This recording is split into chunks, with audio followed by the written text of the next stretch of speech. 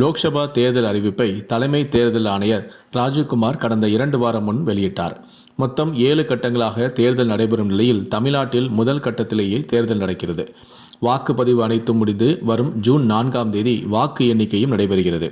தேர்தல் தேதி அறிவிக்கப்பட்ட நிலையில் உடனடியாக தேர்தல் நடத்தை விதிகளும் அமலுக்கு வந்துள்ளது.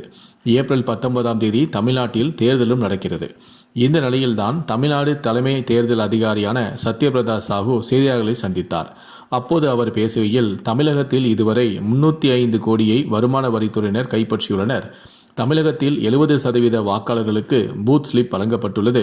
நாளைக்குள் மீதமுள்ள வாக்காளர்களுக்கு பூத் ஸ்லிப் வழங்கப்படும் எனவும், கலைஞர் மகளிர் உரிமை தொகையை பயனாளர்களுக்கு அளிக்க எந்த தடையும் விதிக்கப்படவில்லை எனவும், அரசு ஏற்கனவே செயல்படுத்தி வரும் திட்டங்களை தொடரலாம் என தேர்தல் விதிகள் உள்ளதால், எனவே தேர்தல் ஆணையத்தில் கலைஞர் மகளிர் உரிமை தொகையை வழங்க எந்த அனுமதியும் பெற தேவையில்லை எனவும் அவர் கூறியுள்ளார். இந்த அறிவிப்பால் தற்போது பெண்கள் அனைவருமே மகிழ்ச்சி அடைந்து உள்ளனர்.